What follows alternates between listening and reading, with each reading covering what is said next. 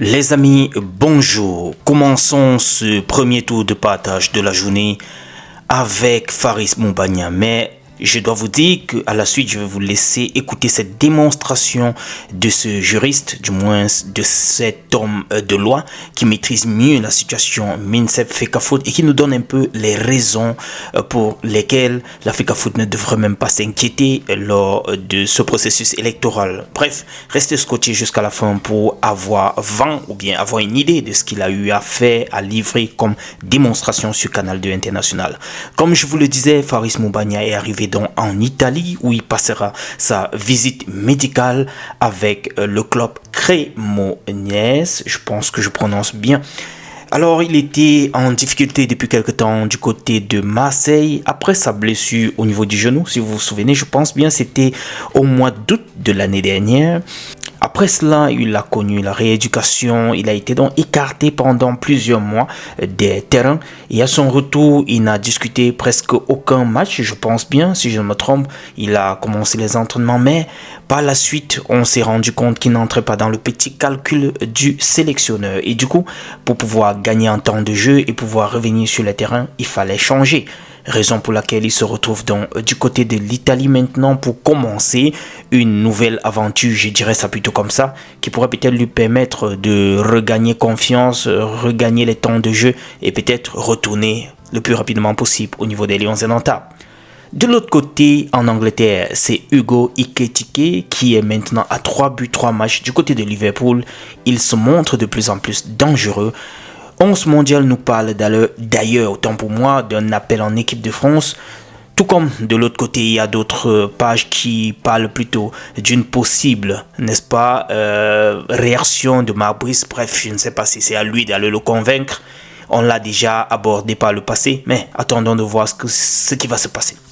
De l'autre côté, avec Wolverhampton, c'est plutôt Jackson Tchatchoua qui a été décisif lors de ce match-là et qui a permis comme ça à une action à la 84e minute qui a permis à son club de gagner ou bien de prendre le devant 3 buts contre 2 à domicile contre West Ham. Voilà, j'y arrive, contre West Ham.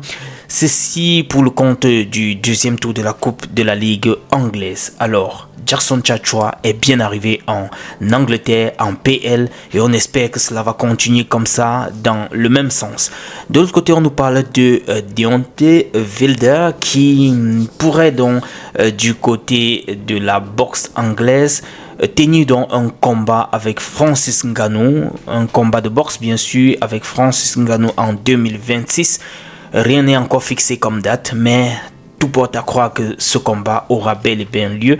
Peut-être ce sera une occasion pour Francis Ngannou de pouvoir avoir une victoire sur le plan professionnel en boxe anglaise. Puisque quand on regarde les performances de Deontay Wilder aujourd'hui, il est fini comme on dit souvent les amis.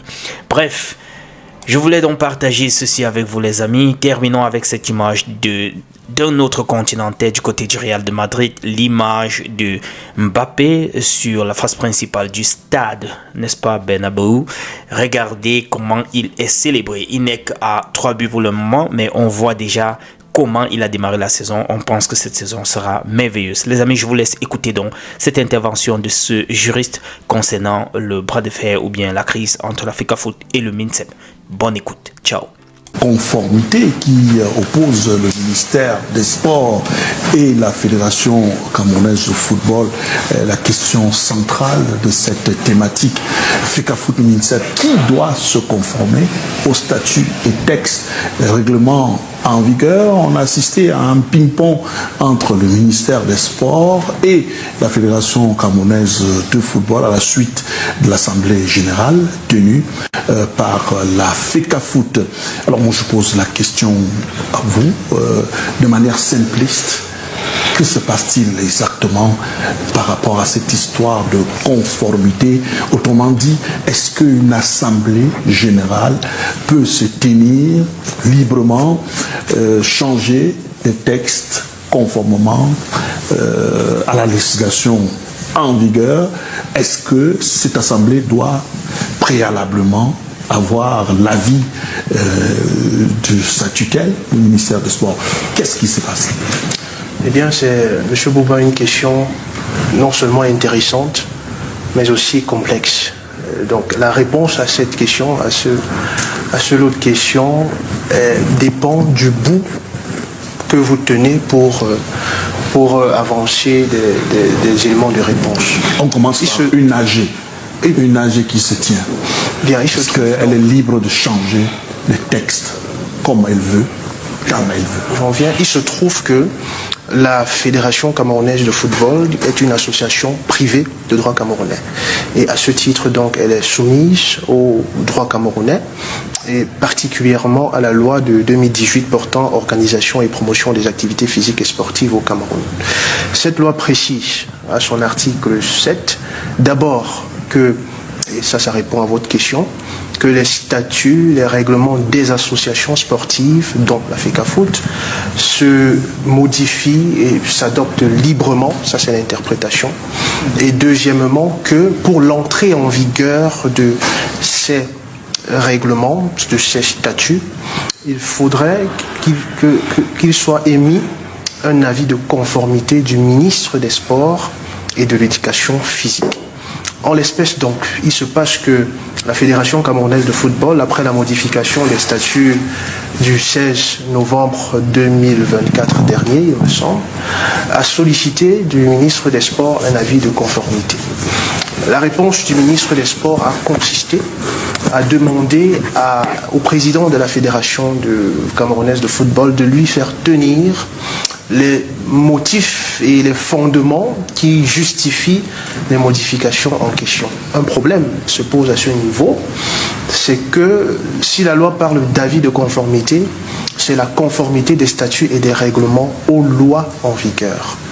Par contre, le ministre des Sports, la question, ou alors la logique du ministre des Sports est assez questionnable parce qu'il va fouiller et il va demander dans l'opportunité de la modification des statuts, qui est une question propre à l'Assemblée générale, propre à la FECAFOOT, qui elle seule a l'opportunité de modifier. Elle a donc l'opportunité de modifier et le ministre des Sports et de l'Éducation physique s'assure que les modifications ne soient pas contraires à l'ordre public, ne soient pas contraires aux lois. Il se pose donc un problème. L'aspect intéressant de cette question, c'est qu'il se pose véritablement un problème. Parce que la posture du ministre des Sports et de l'Éducation physique touche au droit administratif. S'il campe sur sa décision, ou s'il refuse d'octroyer le dit avis, on peut tomber là dans la question d'excès de pouvoir. Parce que le refus devra être motivé, obligatoirement motivé. Le refus d'un droit par l'administration doit être automatiquement modifié. C'est-à-dire que si le ministre des Sports refuse... S'il refuse, il doit motiver dire pourquoi il refuse cet avis et donc comparer entre les statuts et une disposition d'une loi ou d'un règlement qui serait contraire. Maintenant, l'aspect intéressant, c'est qu'il ne s'agit pas seulement sur cette question de l'ordre juridique étatique. Nous touchons aussi là à l'ordre juridique sportif. Pourquoi? Parce que il est interdit à la Fédération camerounaise de football de saisir les juridictions étatiques. Et donc, bien que ce soit une question de droit administratif au plan interne, la FECAFOOT est liée. Ni la FECAFOOT, ni ses affiliés et ses membres ne peuvent saisir les juridictions étatiques. La seule solution, donc, c'est de saisir les juridictions sportives. Et quand on va au niveau du tribunal arbitral du sport, qui de concert avec les fédérations internationales conçoivent l'ordre juridique sportif, il se dit là-bas, dans toutes les sentences du tribunal arbitral du sport, que les normes, les règlements des fédérations internationales et nationales et des associations membres sont prioritaires dans l'application, au droit choisi par les parties et au plus bas, au droit national. C'est ce qu'on appelle le droit applicable. Toutes les sentences du tribunal arbitral du sport que vous verrez ont une partie ayant trait au droit applicable. À ce titre donc, imaginez qu'un contentieux naît et que les acteurs du mouvement sportif footballistique saisissent les juridictions sportives. Ils iront bien entendu, épuiseront les voies de recours interne à la fédération, iront devant la chambre de conciliation et d'arbitrage, et enfin au tribunal arbitral du sport, qui malheureusement appliquera prioritairement les statuts de la Fédération camerounaise de football, qui prévoit que ces statuts entrent en vigueur dès leur adoption. La contradiction entre la loi interne, la loi de 2018 portant organisation et promotion des activités physiques et sportives, et les statuts de la Fédération camerounaise de football vont plutôt devant le tribunal arbitral du sport à la faveur de la Fédération camerounaise de football, parce que ce sont ces statuts qui sont prioritairement appliqués. Alors, Stéphane,